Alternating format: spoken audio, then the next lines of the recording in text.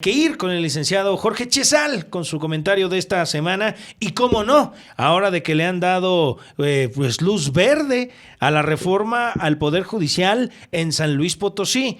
Pero la pregunta es pertinente, licenciado. ¿No es un salto al vacío el inicio de esta reforma judicial en San Luis Potosí? ¿Cómo le va? ¿Qué tal? Buenos días, Jonathan. Un salto al vacío, bueno, pues eso se podría interpretar de muchas maneras, porque también podría haber sido un arranque fallido en una pista de carreras, ¿no?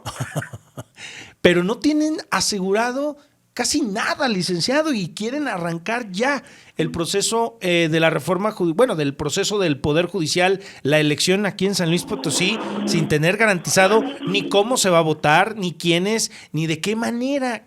¿Por qué arrancar Claro. así?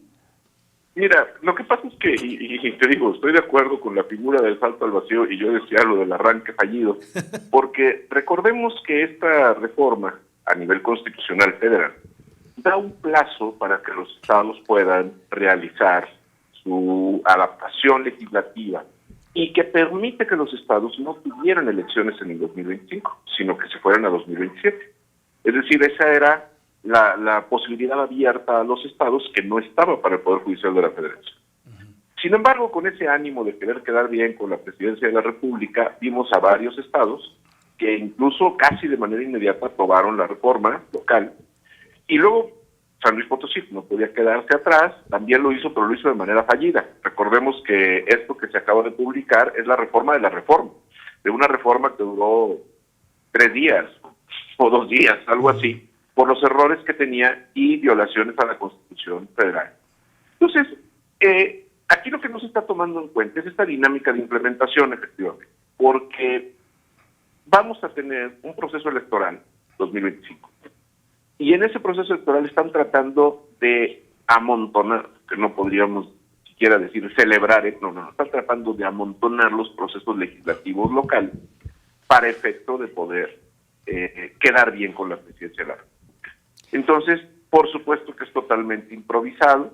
Este tiempo que se perdió con la reforma de la reforma, pues incide también en el tema de los presupuestos. Le están dando poco dinero a los órganos electorales para que implementen las elecciones. No hay un procedimiento como ya lo hubo a nivel federal, que tomó un par de meses para efecto de poder hacer las listas de candidatos. Entonces, bueno, pues lo que vamos a tener aquí en San Luis Potosí y en varios estados, tengo que decirlo, pero no es exclusivo de San Luis, pues va a ser simplemente una cosa rara que van a tratar de implementar sobre las rodillas y que posiblemente los resultados van a ser funestos para la administración de justicia.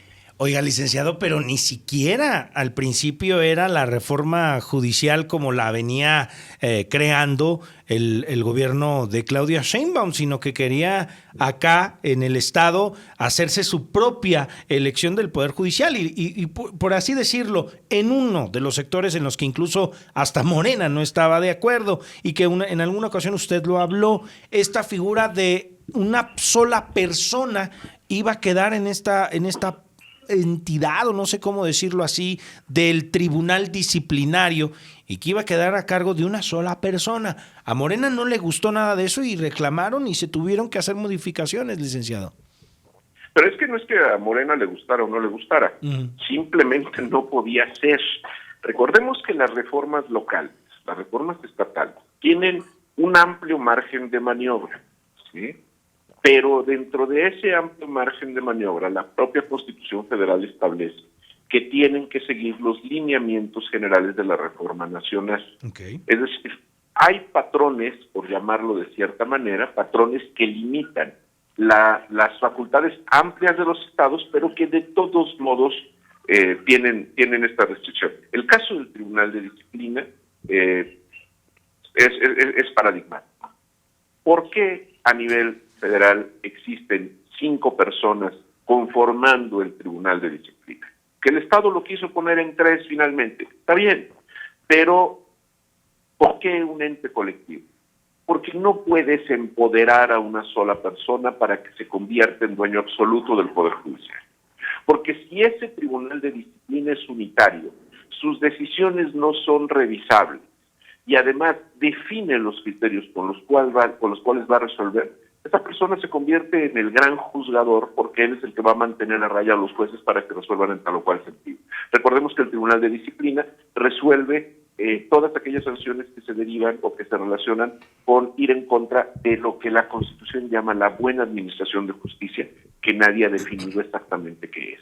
Entonces, hacerlo de manera unitaria, pues evidentemente contravenía la Constitución General de la República y fue lo que dijo Morena. Efectivamente, no puede permitirse.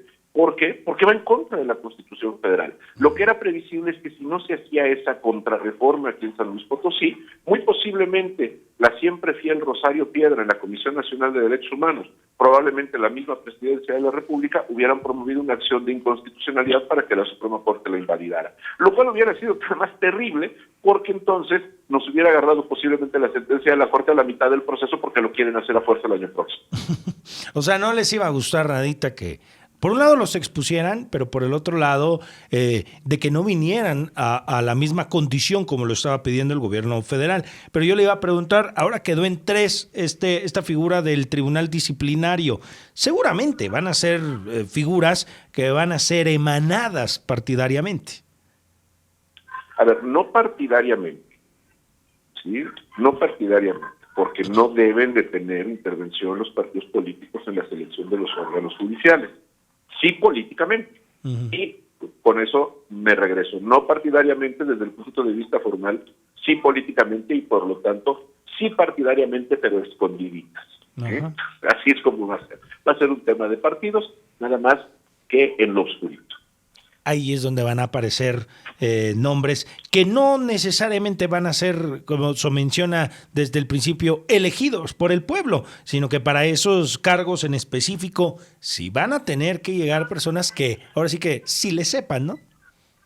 Bueno, a ver, lo que pasa es que todo esto, entre la elección federal y la elección estatal, desde el momento que tienes los comités de selección y que esos comités de selección son los que depuran las listas, pues prácticamente es decirle al pueblo, ustedes pueden elegir al que quieran, pero yo les voy a decir de entre quién. ¿De entre quiénes? ¿No? Y entonces, pues es exactamente lo mismo. Es una designación nada más pasada por el baño purificador de un proceso electoral. Ahora, para hacer esta elección se requerirá dinero, se requerirá presupuesto. Incluso hasta el día de hoy todavía no se sabe cuántos puestos se van a elegir o qué personas se van a elegir. Apenas hoy en la mañana el INE medio ha dejado entrever que la boleta electoral pues no va a tener los nombres de candidatos, sino números. Mire usted a qué nivel va a llegar esta elección, por números. Pero la semana pasada le decían al CEPAC ¿cuánto más o menos necesitarían de presupuesto para realizar esta elección judicial en San Luis Potosí? Y hablaba la presidenta Paloma Blanco que aproximadamente 172 millones de pesos. Inmediatamente en el Congreso ya le dijeron que no le van a dar esos 172 millones. Pues entonces, ¿qué quieren hacer? Ya lo decía un consejero del INE, se hacen elecciones, no se hacen milagros, licenciado. Bueno, lo que pasa es que yo creo que lo que sucede es que los autores de estas reformas están pensando en un sistema electoral muy socorrido en ciertos niveles de la sociedad potosina, que será hacer papelitos con números, meterlos en una bolsa o en un vaso y sacarlos, ¿no? De tómbola. Por una tómbola, que también esa va a estar ahí metida también, licenciada. Sí, lo que pasa es que, a ver, el tema es la tómbola, que no deja de ser curioso. Pero es la única parte que más o menos es sensata en todo esto, ¿no? Digo, y suena raro lo que estoy diciendo. A ver, pero es la única parte que va a resultar realmente aleatoria. Van a hacer las listas, van a depurar las listas, van a decir qué nombres se meten a la tómbola. Por lo menos la sacada de los nombres de la tómbola, aunque sean nombres dirigidos, pero por lo menos ahí es la única parte donde habrá cierta libertad de decisión. Híjole, ya para que usted esté diciendo que la tómbola va a ser lo más sensato en medio de esta elección, es que las cosas sí están muy, no complicadas, pero sí no saben más o menos hacia dónde quieren ir, licenciado. Fíjate que, a ver, estás mencionando algo que es muy importante, y aquí sí lo digo con toda seriedad. El tema del Poder Judicial, y lo hablamos en alguna ocasión en esta espacio, se está redefiniendo la Constitución mexicana. Se están redefiniendo las instituciones. Es una revolución pacífica, porque no fue una revolución cruenta, no hubo balazos, no hubo guerra, no hubo nada, pero que finalmente están transformando al país como si estuviéramos en un proceso constituyente en 1857, 1930. Sí. Y lo que sucede es que la reforma del Poder Judicial no se ha teorizado. Es decir, se ha reformado, se ha modificado lo que se creía que estaba mal, pero no se sabe por qué se está modificando ni hacia dónde se quiere ir. No hay un trabajo serio que defina al Poder Judicial como se está queriendo dejar al día de hoy con todo esto. Y no es lo mismo que tú digas, vamos a hacer los jueces de elección porque son corruptos, a que tú digas, vamos a redefinir el Poder Judicial. Y en esta redefinición resulta que es necesario que el proceso sea electivo en función del modelo que queremos crear. Esa parte no se ha hecho y no se está pensando, ni se está revisando por nadie. Es que ese es el gran problema, de que no se ha sabido qué es lo que de verdad se quiere. Yo recuerdo las palabras que decía el ministro Javier Lainez Potisek. A ver, esto ya va para adelante, esto ya va a suceder. Sin embargo, no se van a ver los resultados en corto tiempo. Va a llevar un buen de tiempo para darnos cuenta si esta fue la decisión correcta o no.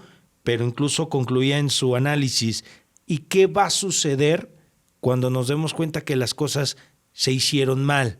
Ya no va a haber manera de regresar las cosas a como estaban ahora. Mira, Jonathan, incluso la vez que hablamos en este espacio del tema, recordaba yo un pasaje del libro de Alicia en el País de las Maravillas, y lo quiero recordar de nuevo, porque no hay nada que pinte mejor lo que está sucediendo.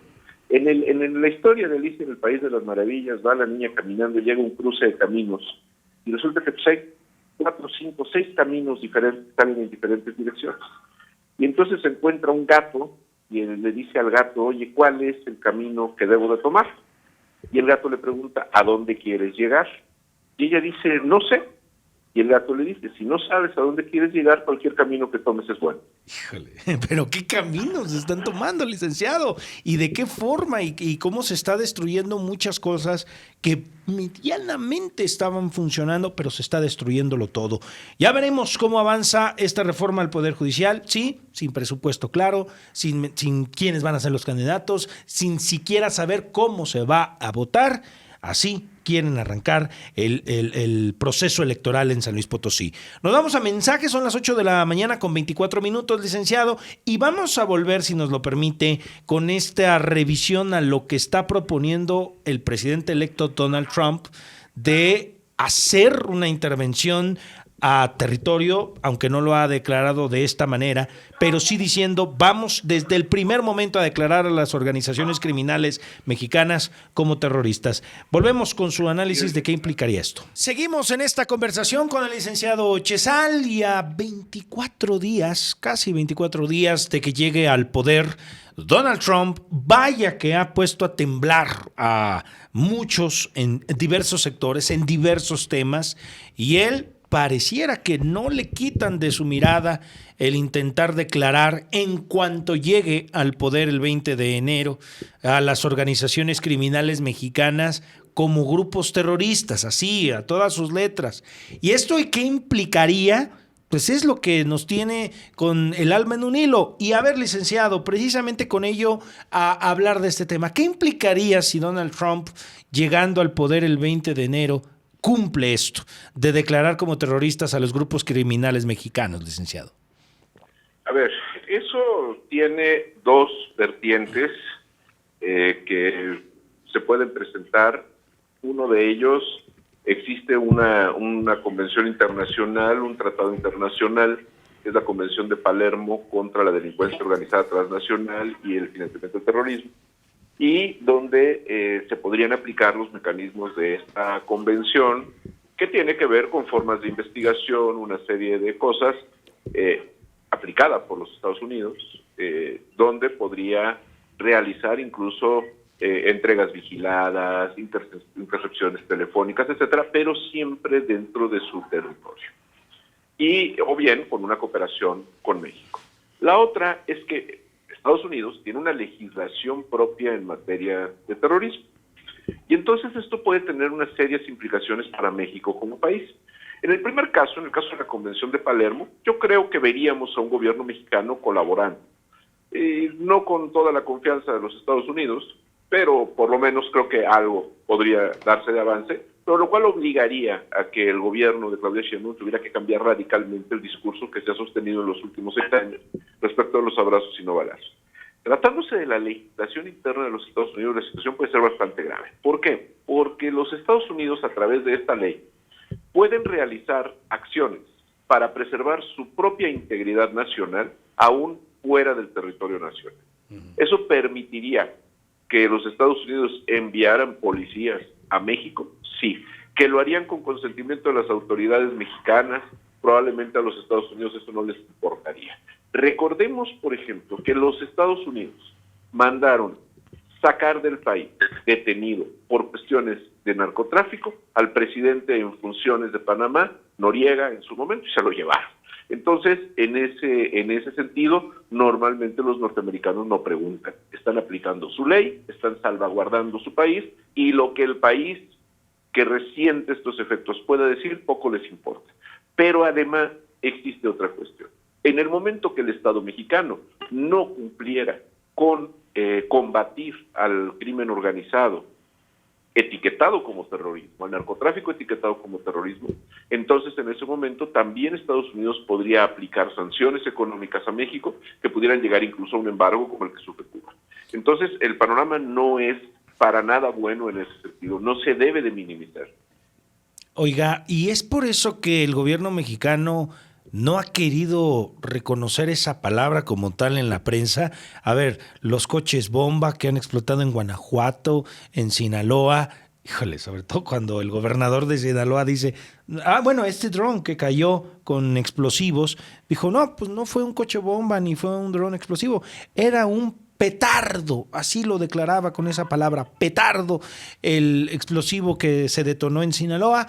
¿Es por eso que luego el gobierno no quiere reconocer esa palabra para tratar de evitar esa injerencia inmediato que detonaría en Estados Unidos?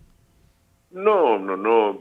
Más bien aquí me parece que el gobierno mexicano no ha querido utilizar dos expresiones a lo largo de su historia, y no nada más, aquí sí hay que decirlo, no nada más con la cuarta transformación, sino también con regímenes anteriores, como es, por ejemplo, la palabra terrorismo o la palabra delincuencia organizada, hablando de los actos de corrupción.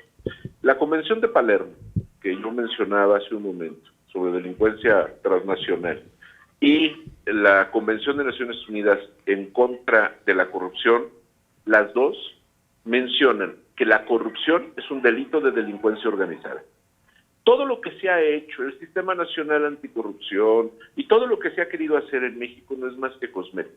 Si se hubiera reformado el artículo 2 de la Ley de Delincuencia Organizada y se hubiera incluido la corrupción como delito de delincuencia organizada, el panorama sería completamente distinto. México no lo ha querido hacer porque tendría que tener en la cárcel a gobernadores, a presidentes municipales, a diputados, a senadores y a lo mejor hasta presidentes de la República. Híjoles. Otra palabra que no les gusta es la palabra terrorismo, pero mira, para que no quede ninguna duda, ¿quién comete el delito de terrorismo?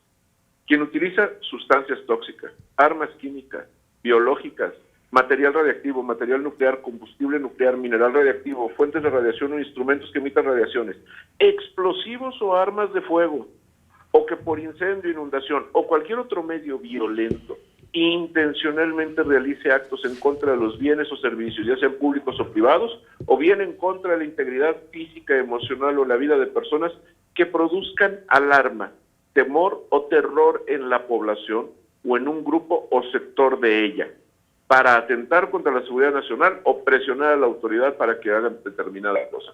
Entonces, pareciera con que si nos están diciendo que a lo mejor donde explotan los coches bombas la gente es muy valiente y no se alarma, ¿verdad? Pero lo cierto es que la definición de terrorismo, la que acabo de leer, está en el Código Penal Federal, y por supuesto que los petardos, porque aquí no dice que sean bombas grandes, dice explosivos. Y si tiene ese efecto de causar alarma, y si hay un ataque a bienes o servicios públicos o privados, y se causa esa alteración, entonces estamos en presencia de actos terroristas.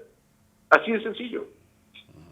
Licenciado, ahora a mí me gustaría preguntarle respecto a esta posible intervención, ¿tendría algún resultado positivo para la ciudadanía? Usted mencionaba hace un ratito esta política fallida, pues que no se ha aceptado como tal, pero que vemos que los abrazos no balazos no han dado resultados e incluso nos han puesto en un panorama aún más complejo a los ciudadanos. Pero entonces, la posible intervención de Estados Unidos acá a territorio nacional, ¿tendría algún efecto positivo? Pues mira, eso no lo podríamos saber, Edson, porque en realidad, vamos, si estamos pensando en operaciones quirúrgicas donde llegaran directamente por un capo o grupo de capos y se los llevaran con una precisión de fuerzas especiales, pues a lo mejor el resultado podría ser positivo.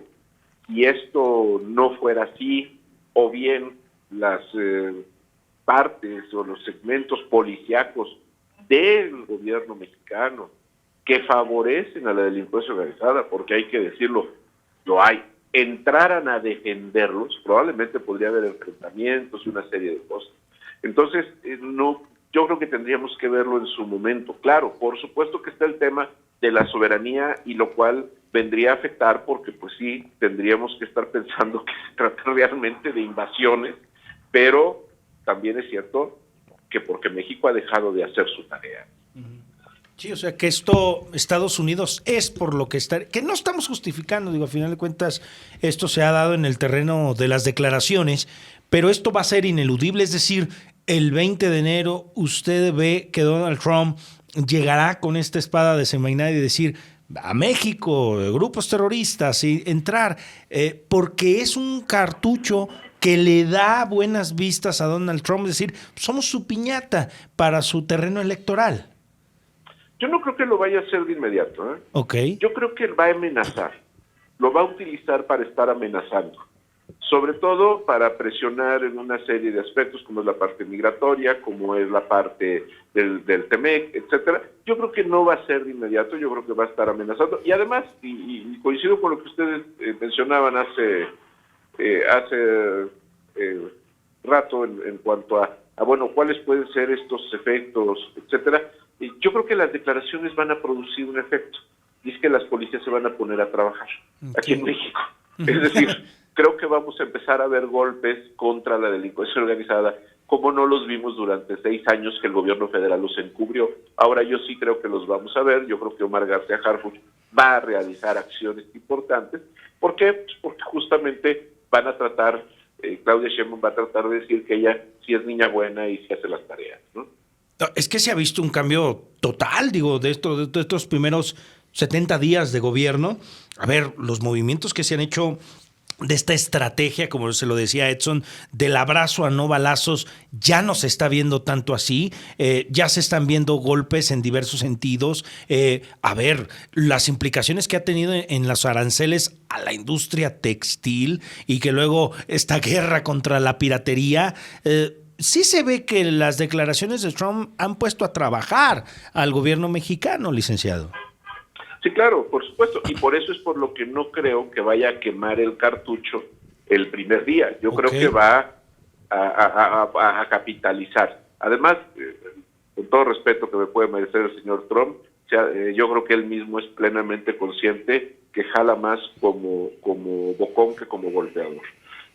Ya, sí, o sea que la amenaza, le sirve más la amenaza que el golpe directo.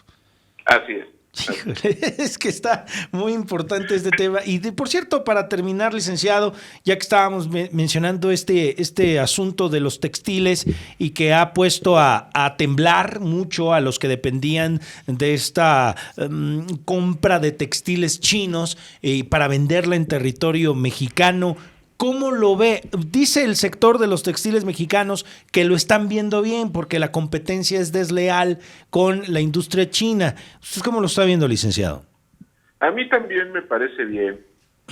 Y es que efectivamente, a ver, es impresionante las cantidades de dinero que se mueven de estas mercancías baratas que son además de mala calidad, en donde se está afectando a los consumidores, pero donde además vemos nosotros cantidades impresionantes de dinero que además se recaudan en efectivo, porque son ventas, a ver, son artículos que valen 15, 20, 30 pesos, 50, 100, se pagan en efectivo la mayoría de las veces, y que evidentemente pagan impuestos.